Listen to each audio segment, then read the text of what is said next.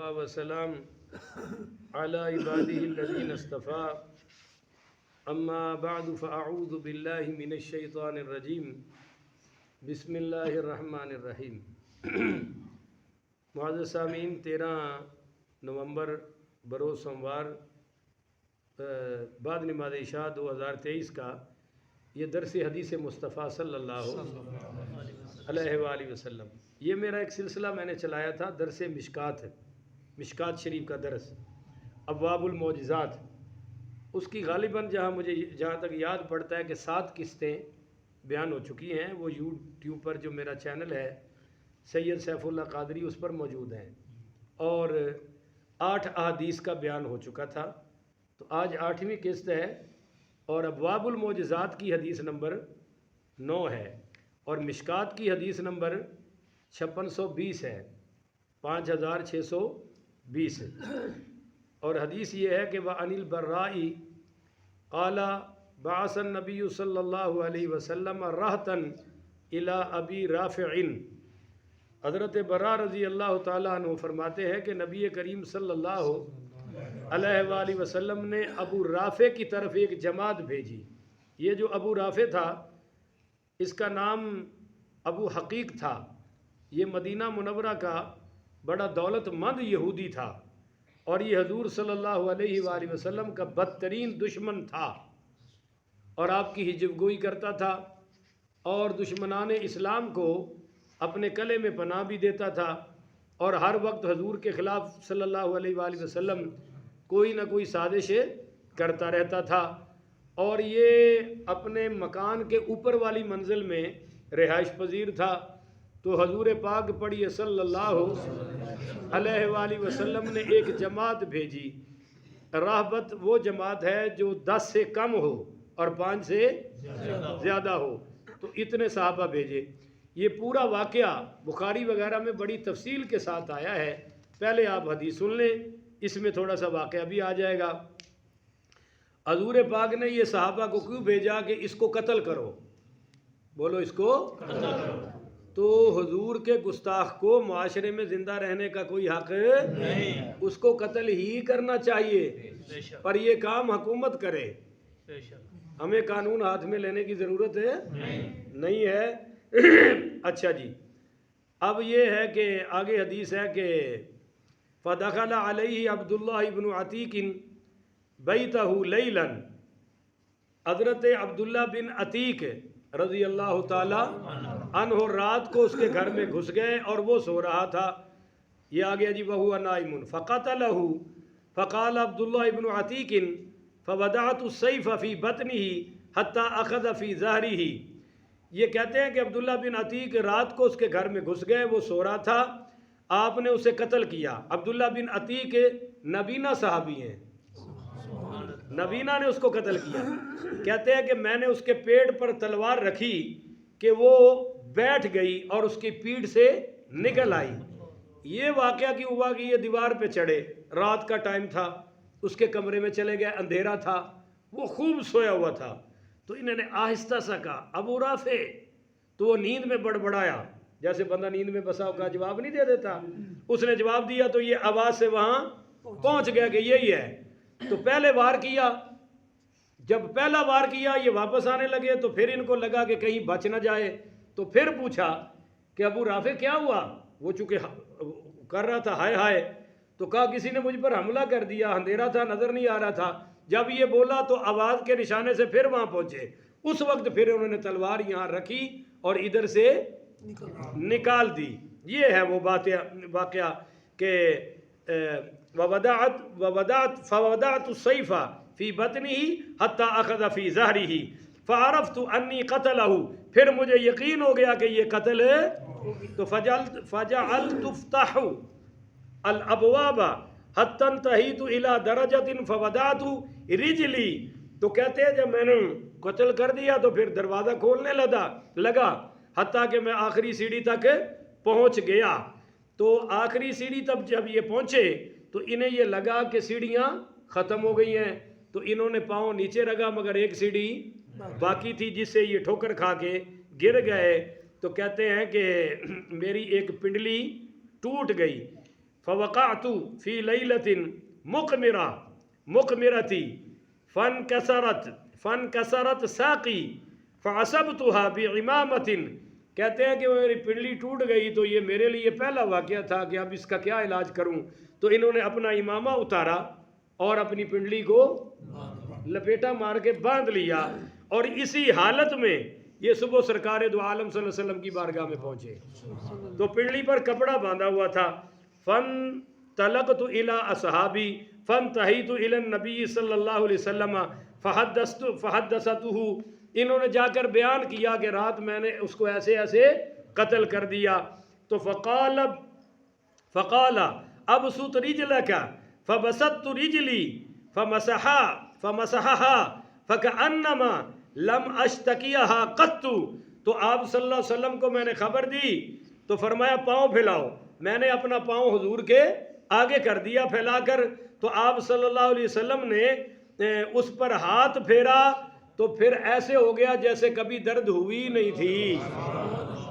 کوئی سرجری نہیں ہے جناب، کوئی آپریشن نہیں ہے، کوئی پٹی نہیں ہے، بس یوں سرکار نے ہاتھ مبارک پھیرا تو اسی وقت وہ پاؤں خود بخود صحیح ہو گیا. تو یہ نبی کریم پڑھیے صلی اللہ علیہ وآلہ وسلم کی جو ٹانگ مبارک صحیح ہوئی ہے تو یہ حضور کا معجزہ ہے. بولو یہ سرکار کا معجزہ ہے. تو سرکار دو عالم پڑھیے صلی اللہ علیہ وآلہ وسلم کی یہ آپ کا بہت بڑا معجزہ ہے. اور ایک حدیث میں آتا ہے کہ سرکار دو عالم صلی اللہ علیہ وسلم نے لعاب مبارک لگایا اور ہاتھ پھیرا تو وہ ٹانگ بالکل ٹھیک ہو گئی. تو یہ آپ کی لعاب کی برکات میں سے ایک برکت ہے. آج 11 برکتیں اگر آپ 5 منٹ مجھے دے دیں تو 11 برکتیں 11ویں شریف کی برکت سے پوری کر دوں. نمبر 1 تو یہی ٹانگ والی ہے کہ سرکار کا معجزہ لگا اور سرکار کا لعاب مبارک لگا تو ٹانگ ٹھیک ہو گئی. اور نمبر 2 یہ ہے کہ سرکار دو عالم پڑھیے صلی اللہ علیہ وآلہ وسلم نے معاذ بن عفراء رضی اللہ تعالیٰ عنہ کے کٹے ہوئے بازو پر اپنا لعاب مبارک لگایا تو ان کا بازو 7 جڑ کے بالکل ٹھیک ہو گیا. سبحان اللہ. تھوڑی اپنی ہے 2 ہو گئے. نمبر 3 حضرت علی پاک رضی اللہ تعالیٰ عنہ کی آنکھ میں درد تھا، سرکار نے لعاب مبارک لگایا تو حضرت علی پاک فرماتے ہیں میری آنکھ ایسے ہوگی جیسے کبھی درد ہوا ہی نہیں تھا. نمبر 4 یہ حضرت طلحہ و جابر رضی اللہ تعالیٰ عنہ کے گھر 14 آدمیوں کی ہڈیاں پک رہی تھی اور صحابہ تھے 1400. جب سرکار نے لعاب مبارک ڈالا تو وہ 1400 آدمیوں کا کھانا بن گیا. آٹے میں بھی ڈالا اور ہڈیاں میں بھی. اور ایک روایت اور سنا دوں. آپ نے فرمایا کہ بھائی صحابہ جو کھا رہے تھے نا، فرمایا یہ روٹیاں کھاتے جاؤ ٹکڑے چھوڑتے جاؤ اور بوٹیاں کھاتے جاؤ ہڈیاں چھوڑتے جاؤ. جب وہ روٹی کھا چکے سارے صحابہ تو آپ نے وہ ٹکڑے کٹھے کروائے، ہڈیاں کٹھی کروائی اور یوں دعا فرمائی. مالک ابن سنان کہتے ہیں کہ حضور نے کیا پڑھا مجھے نہیں پتا، پر جب یوں کیا تو وہ سارے جو ٹکڑے تھے وہ روٹیاں بن چکی تھی اور ہڈیوں سے بکری کا لیلا دوبارہ کھڑا ہو گیا ہماری آنکھوں کے سامنے. تو یہ کتنے ہو گئے؟ 5 بھول گئے ہو؟ 4 ہوئے. کتنے ہوئے نے؟ 4. اب 5واں سنو.